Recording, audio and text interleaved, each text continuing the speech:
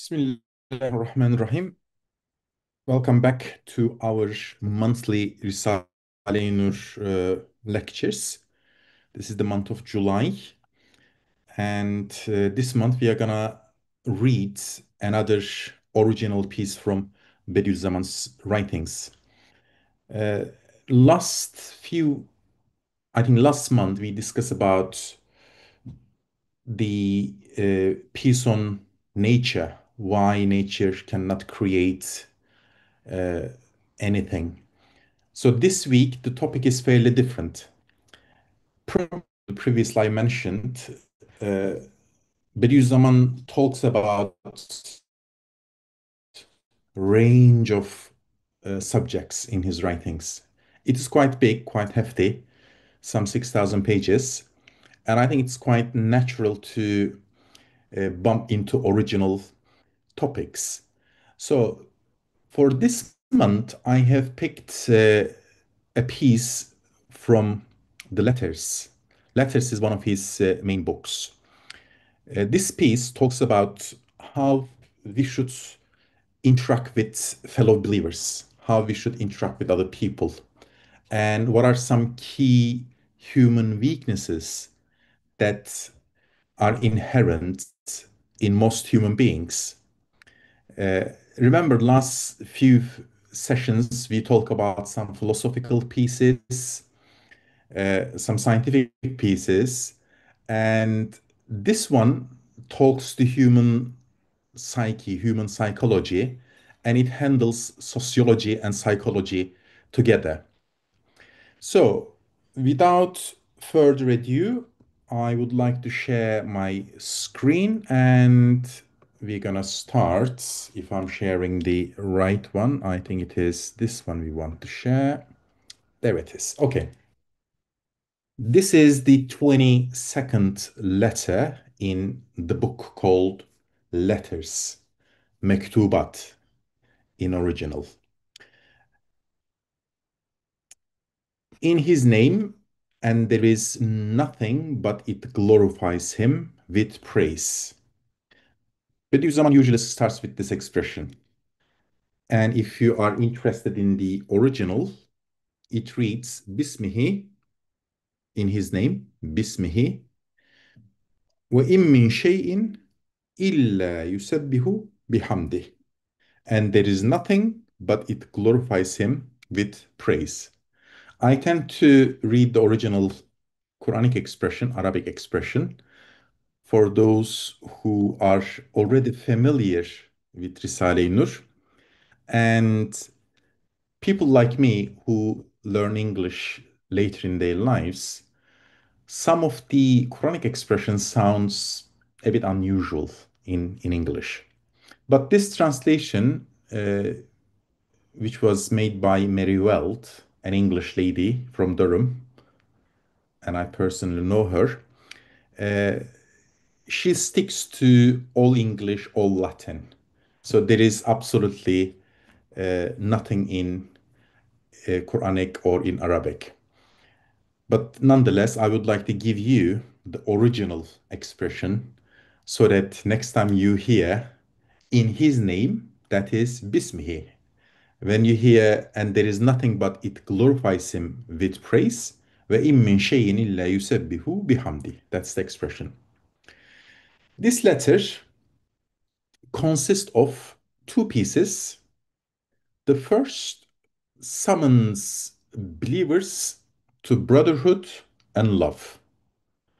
So it is teaching us, based on the Quran, how and why we should be brothers and we should love one another. I'm quite impressed with this, although it is very Quranic. If you follow modern media like I do, even I don't deliberately follow it, you bump into videos and clips from, mainstream media, and you see reels and shorts in social media, and you realize how much hatred there is. I mean, at a personal level, I live in England. I mean, we are generally cool. We are a diverse, multicultural society. We like tasting different cuisines. We like interacting with other people. But sometimes you see some people deliberately pumping hatred, racism in a way. But in this piece, Bediüzzaman particularly focuses on brotherhood and love among believers. If you want to put this in a context, not every Muslim is equal. Obviously, you all know that. And usually there is greater hatred among Muslims than between Muslims and non-Muslims. What do I mean by that? We got different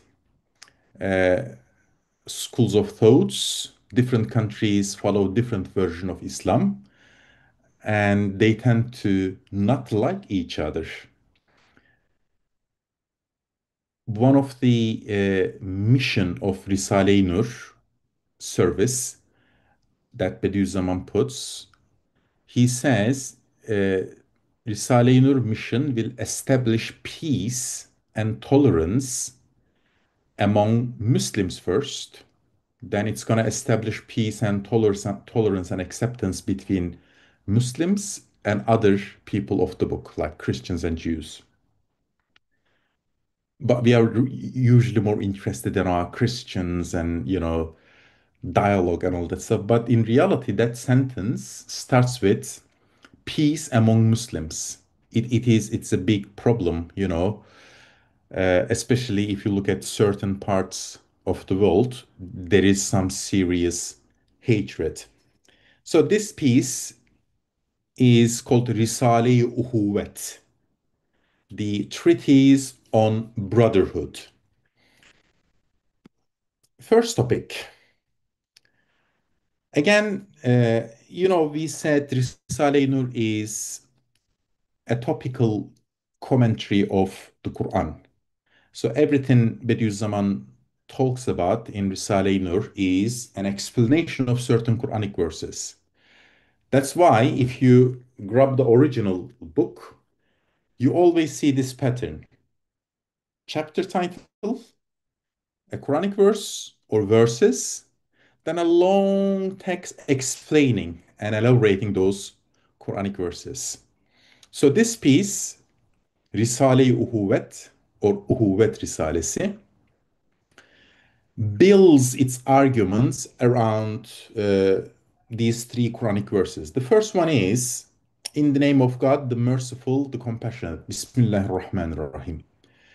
Verily, the believers are brethren, so reconcile then your brethrens. All believers are brothers, establish peace among them. And the verse itself reads, إنما المؤمنون إخوة فأصلحوا بين أخويكم. All believers are brothers, establish peace between them. The second Quranic verse Nursi will talk about is repel, push evil with what is better than it. Don't respond to evil with equal evil. Repel it with something which is better than it. Then the one between whom and yourself enmity prevails will become like your friend and intimate. And the verse reads, idfa, push away, billeti hiye ahsan, with something better. فإذا الذي بينك وبينه عداوة كأنه ولي حميم. So this is again plain human psychology. If someone comes to you with hatred and evil, you reply and respond to them with something better. Then the Quran says, then you're gonna find out that enemy of yours will become friend of yours. So treat people with something better than they treat you. Always offer something better. The next Quranic verse is those who suppress their anger and forgive people, verily God loves those who do good. And the verse reads, this is Surah Al-Ali Imran, وَالْكَاذِمِينَ الْغَيْظِ وَالْعَافِينَ عَنِ النَّاسِ وَاللَّهُ يُحِبُّ الْمُحْسِنِينَ. Allah loves those who forgive others. Okay, so these are the Quranic verses around which Nursi is going to build uh, his arguments. Dispute, discord among the believers, and partisanship, Sunni, Shia, Wahhabi, Hanafi. You see, we got everybody has their own party. So there is this partisanship, obstinacy, and envy, leading to rancor and enmity among them, are repugnant and vile, and harmful and sinful. By the combined testimony of wisdom and the supreme humanity that is Islam for personal, social, and spiritual life. They are, in short, poison for the life of man. It is not only bad, it is also poison for you. If you are not a loving, caring, forgiving person, you're self poisoning yourself. If you're hating people, if you don't forgive, if you don't tolerate, the first harm comes to you. Bediüzzaman says, in short, these things are poison for the life of man. We will set forth six of the extremely numerous aspects of this truth. First aspect, we are talking about dispute, discord, partisanship, obstinacy, envy. So, why is it bad? The first aspect, they are sinful in the view of truth. O unjust men nurturing rancor and enmity against a believer.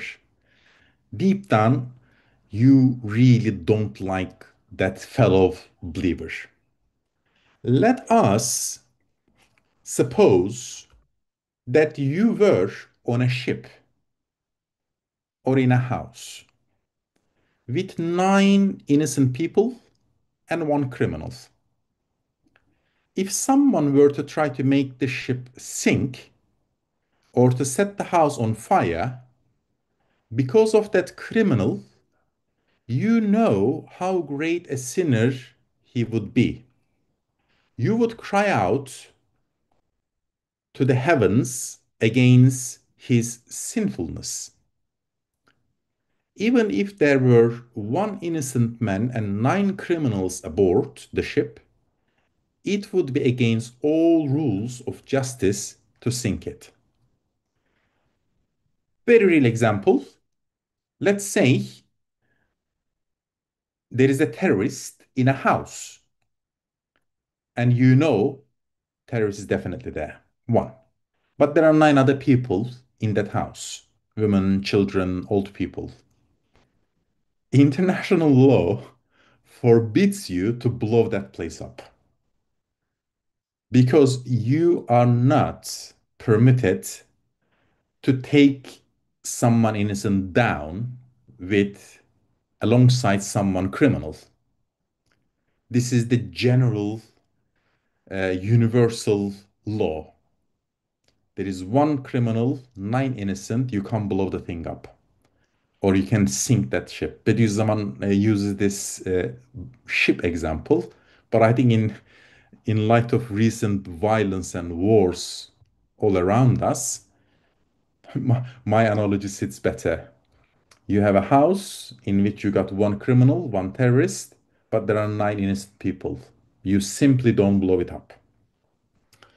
So too, if there are in the person of a believer, I love how Bediüzzaman makes this connection. He gives an example, he gives a metaphor, and he makes a connection, and you just go, wow, this is really good. We all understand this nine innocent persons and one criminal on a ship or in a house. We accept this. Okay, this is unacceptable. Now, what is it to do with our subject?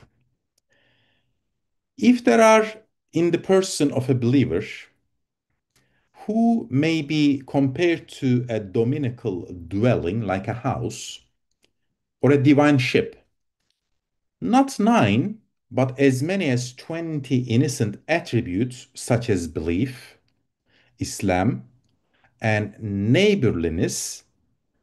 And if you then nurture rancor and enmity against him on account of one criminal attribute that harms and displeases you, attempting or desiring the sinking of his being, the burning of his house, then you too will be a criminal, guilt of a great atrocity.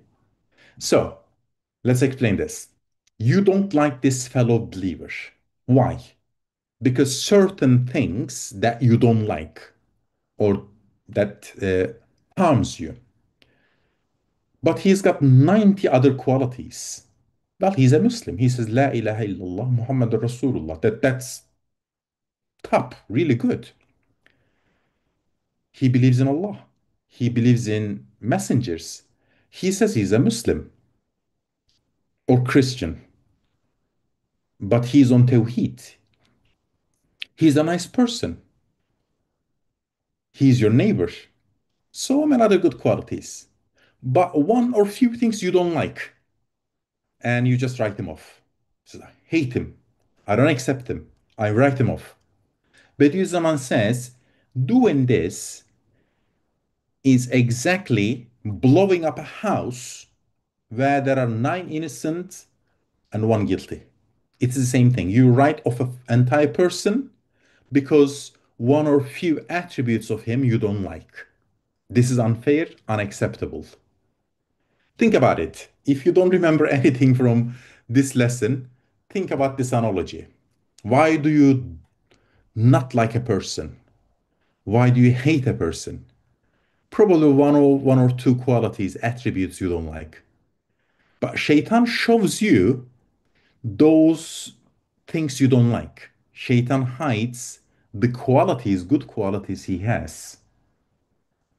And if you do the proportion and the maths, you're going to realize he has got a lot more good qualities than bad qualities.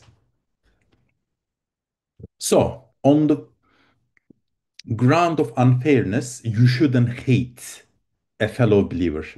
You shouldn't hate fellow human being. Second aspect, hating someone is bad. Why? Those qualities we mentioned in the previous page are also sinful in the view of wisdom. For it is obvious that enmity, hating someone, and love are opposites. Love and enmity, love and hate.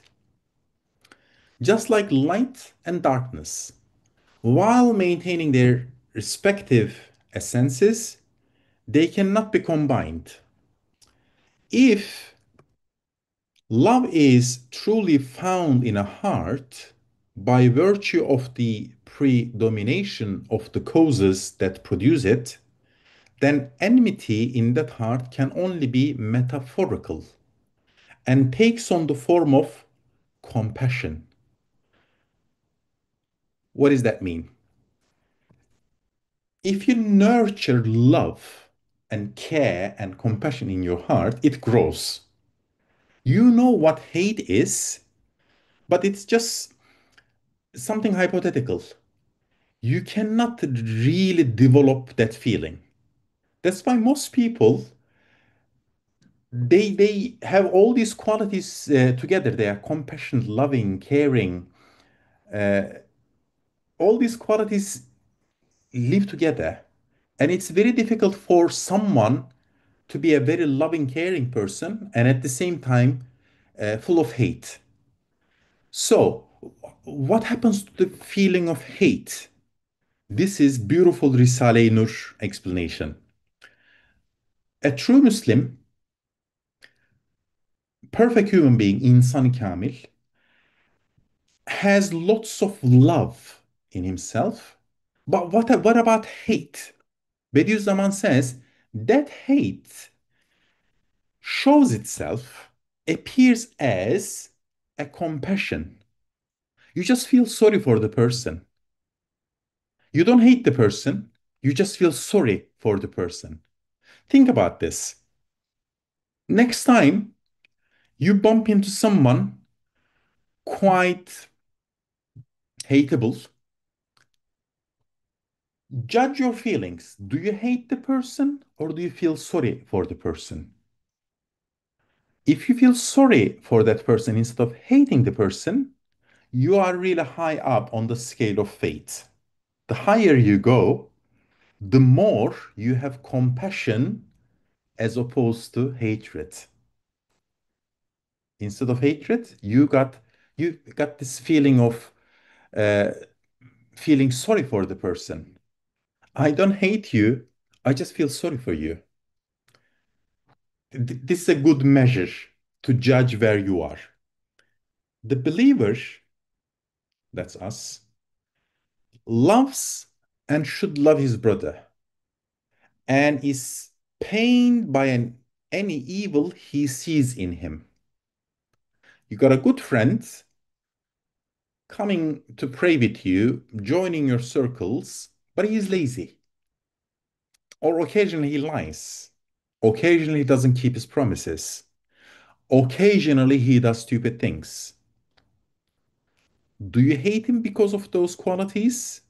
Or do you feel sorry for him? Do you say, "Oh, I wish he hadn't he wouldn't do this. I wish he didn't lie." Is this what you're saying, or is this stupid man? I really hate him. So, true Muslim, true believer feels sorry when he sees negative attributes in his brother. He attempts to reform him, not with harshness, but gently. Because I'm a physicist, I mentioned this before. For every action, there is opposite and equal reaction. Laws of physics, very basic, everybody knows this. How you treat people causes equal and opposite reaction. If you're harsh to people, rude to people, swear at them, you should expect something bouncing back. If you treat people with positivity and tolerance and love and compassion and care, you can expect equal and opposite. You expect that type of approach coming from them. So you try to reform them gently, not harshly. It is for this reason that the hadith of the Prophet, upon whom be peace, that's UWB peace, sallallahu alayhi wasallam, or alayhi salam, upon whom be peace, says no believer should be angered with another and cease speaking to him for more than 3 days. If the cause that produce enmity predominate and true enmity takes up its seat in a heart, then the love in that heart will become metaphorical and take on the form of artifice and flattery. He's just gonna be like, Hypocrite, münafık. Pretend. Pretend to be nice. Pretend to be loving and caring. Because if you fill your heart with hate, this time love takes an hypothetical form, appears as flattery. If you do the opposite, if you fill your heart with love, hate shows itself as compassion. If you fill your heart with hate, love becomes flattery and something artificial. And people detect it. We call this sincerity. You can tell if someone is being polite and nice to you sincerely or it's a fakery. Probably you see this when you're flying. You know, the flight attendants, they're all smiling, welcome aboard, hi. And you know it's part of their duty definition. You know they're not doing it sincerely. It's their job. You go to Starbucks. Well, most people don't go to Starbucks anymore. At a coffee shop, by definition, they have to smile. But you tell they are not sincere in most cases. There is this human quality to pick up sincerity. You can tell if a person is sincere or not. O unjust man, see now what a great sin is rancor and enmity toward a brother believer. If you were to say that ordinary small stones are more valuable than the Kaaba and greater than Mount Uhud, it would be an ugly absurdity. So too, belief which has the value of the Kaaba and Islam which has the splendor of Mount Uhud as well as other Islamic attributes demand love and concord. But if you prefer to and Islam believe and Islam's certain shortcomings, which arouse hostility, but in reality are like the small stones, you too will be engaging in great injustice, foolishness, and sin. So those qualities like Iman, like Tawheed, like Islam, they are like Kaaba and Uhud. And you replace them some worthless pieces of rocks and stones here, there, everywhere. Replacing hating a fellow believer is exactly like that. The unity of belief necessitates also the unity of hearts, and the oneness of our creed demands the oneness of our society. So Bediüzzaman was aware of those splits within Islam. And he says Risale-i Nur will fix this, all those divisions. You know, the schools I mentioned, like Shia and Wahhabi and various others. And he says in the later phases of Risale-i Nur movement, this will be achieved. I always thought about it. I said, how will it work? Will everybody get united on the same creed? There is going to be no Sunni, Shia, whatever. Or how is this going to be achieved? This is my personal view. I think it's going to be achieved by preserving everybody's identity and creed, but establishing respect and acceptance among them. Okay, you believe what you believe, but I'm not going to hate you. I believe what I believe, but you should not hate me either. This is acceptance and this is tolerance. Similar things will happen with other people. Okay, they believe whatever they believe, but it doesn't give me a reason to hate them. I think Risale-i Nur will ultimately achieve this, establishing peace and accord among people. And if you look at probably the last 50 years of what Hizmet movement in particular been doing, is actually working towards this. So all those things like interfaith dialogue, iftar dinners and picnics and all that stuff with various other people. It's ultimately trying to turn this into reality. You basically you don't try to convert people. You try to establish peace and understanding among people by respecting their identities. That's why, years ago, I was part of this interfaith initiative, and we used to interact with other people of belief in Britain. And we've been told dialogue doesn't mean conversion. We are not trying to convert people.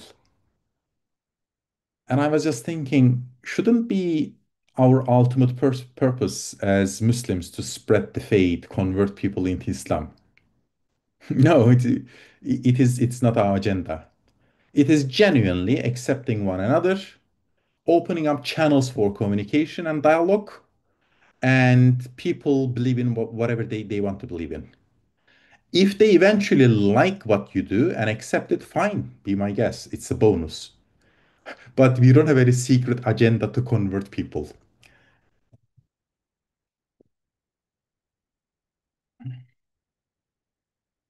So, this global peace is the ultimate teaching of Risale-i Nur, especially among Muslims. You cannot deny that if you find yourself in the same regiment as someone, you will form a friendly attachment to him. A brotherly relation will come into being as a result of your both being submitted to the orders of a single commander.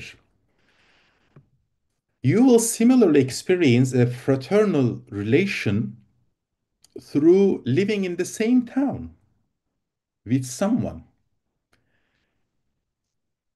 Now there are ties of unity, bonds of union, and relations of fraternity as numerous as the divine names that are shown and demonstrated to you by the light and consciousness of belief. So you become close to people you live with. I live in a small town by the sea. So when I go to London, or sometimes I go to office near Birmingham, that's where our head office is. And when people say, "Where are you from?" Because I've been living in Britain for more than quarter of a century, I automatically say, "Yeah, I'm from Grimsby. I am from this town. I've been living here for 20 odd years." And they're a bit embarrassed. That's not what they ask for. They say, ethnically. And I say, "Yeah, I was born in Turkey." Because to me, ethnicity doesn't come as a first thing. When people say, "Where are you from?" I tell them which town I come from. It is true, but if someone says, "You got this affinity to place you live in." Now, even living in the same town makes you feel like one of your people. Watch the weather forecast if there is gonna be a heat wave or storm or rain or whatever. So it matters to you because you're part of that small community. So you care about your town, you care about your neighborhood, you care about your neighbor. So if I see a smoke, I say, "Is someone's house on fire?" Because my office is facing backyard, I can see lots of other homes. I still don't know who live in those houses, but I care because we are in the same area. Now,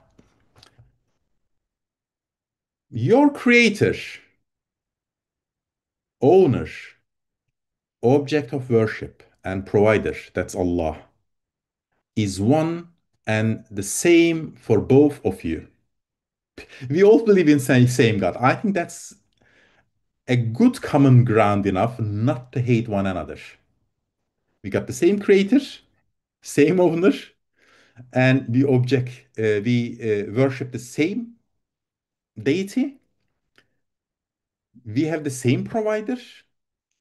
I think that's good enough. Thousands of things are and the same for you. So this is for general people of the book, people who believe in God. So you've got so much in common to like each other. Coming down into inner circle among Muslims. Now you got the same prophet, same religion, same qibla are one and the same. Hundreds of things are one and the same for you. You don't eat pork, you don't drink alcohol, you love your religion, you worship so many times a day towards Kaaba, you do your fasting, you do zakat, so many other things come. You even have the same name. You, I got friends from Africa, uh, and his name is Salih. I said, "Ah, it's a very common name where I come from." He says, "Yeah, it's a name of a prophet." Then you realize he is quite colored. He's from Africa. Then you suddenly realize this affinity. He says, "Ah, he's one of us." And among Muslims, you got thousands and thousands of things that are common uh, among us. Then your village is one, your state is one, your country is one, tens of things are one and the same for you. All of these things held in common dictate oneness and unity, union and concord, love and brotherhood. And indeed, the cosmos and the planets are similarly interlinked by unseen chains. If, despite all this, you prefer things worthless and transient as a spider's web that give rise to dispute and discord, to rancor and enmity, and engage in true enmity towards a believer, then you will understand, unless your heart is dead and your intelligence extinguished, how great is your disrespect for that bond of unity, your slight to that relation of love, your transgression against that tie of brotherhood. Question yourself, despite all these, if you are still hating, something must be wrong with you. So, this is the second aspect. I think we got enough time to read the third aspect. Then we're going to wrap it up because I try to stick to 45-minute limit. The third aspect. In accordance with the meaning of the Quranic verse, no bearer of burdens can bear the burden of another. This is وَلَا تَزِرُ وَازِرَةٌ وِزْرَ أُخْرَى. Again, this is a universally accepted law. If someone commits a crime, it's his crime. You cannot hold someone else accountable. You cannot go arrest somebody's son because of his father's crime.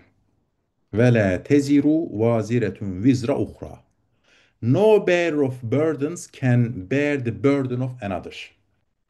This is a Quranic verse, which expresses pure justice to nurture rancor and enmity towards a believer is like condemning all the innocent attributes found in him on account of one criminal attribute, and is hence an act of great injustice. It is like police is looking for someone, he cannot find the person, he says, "Ah, we couldn't find him, let's arrest his wife, let's arrest his child." This is not justice, this is unacceptable. So holding someone accountable for the crime they didn't commit is injustice. So what is it to do with hating a fellow believer? If you go further and include in your enmity all the relatives of a believer on account of a single evil attribute of his, then, in accordance with the following verse, in which the active participle is in the intensive form, verily man is much given the wrongdoings. İnnel insane zalumun. So you will have committed a still greater sin and transgression against which truth, the Sharia, and the wisdom of Islam combine to warn you. How then can you imagine yourself to be right and say, I'm in the right? In the view of the truth, the cause for enmity and all forms of evil is in itself evil and is dense like clay. It cannot infect or pass on to others.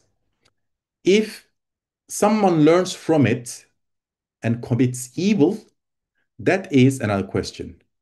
Good qualities that arouse love are luminous like love. It is part of their function to be transmitted and produce effects. If it is for this reason that the proverb has come into being, the friend of a friend is a friend. And also that it is said, many eyes are beloved on account of one eye.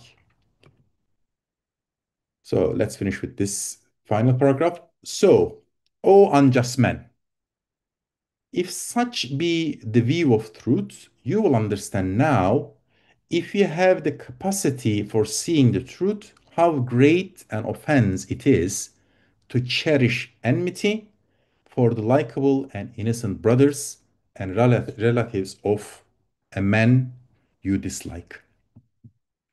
So, we have covered a bit of it. There is, I think, still about few pages to go. I'll just tell you where this piece is so that you can finish the chapter. So I'll just make my screen a bit small and I'll open up. So if you go to our online Risale, this is erisale.com. You choose English on the right corner. And this is in the letters, the red one shows the books. You go to 22nd letter. Only a few more pages left. I advise you to go on and finish the rest of the chapter. So I'm going to stop here. Inshallah, next month we're going to come up with the next subject in our syllabus. We are following a syllabus, so we made a plan for 12 months. We're going to let you know the new subject.